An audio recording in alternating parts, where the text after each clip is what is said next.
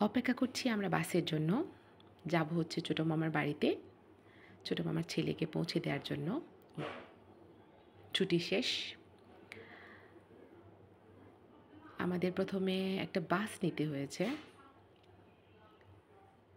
বাসের পর আমাদের একটা ট্যাক্সি নিতে হয়েছে। রাস্তাটা অনেক সুন্দর ছিল, দুপাশে সবুজ ছিল অনেক। এরপর নিতে হয়েছে আমাদের আরেকটা গাড়ি সিএনজি। এখানেও হচ্ছে প্রাকৃতিক সৌন্দর্য ভরা ছিল, কিন্তু রাস্তাটা অনেক খারাপ ছিল। 1 বছরের ব্যায়াম হয়ে গিয়েছিল আমাদের মোটামুটি।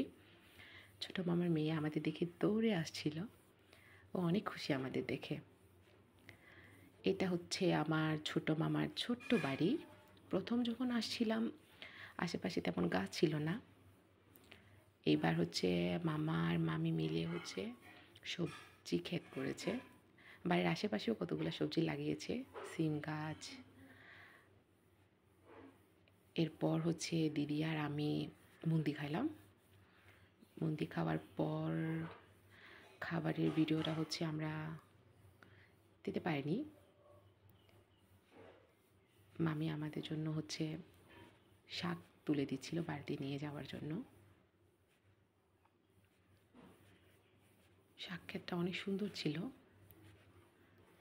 আর ওইদিকে আমার ছোটো মামার ছেলে আর মেয়ে আসছিল আমাদের দেখে।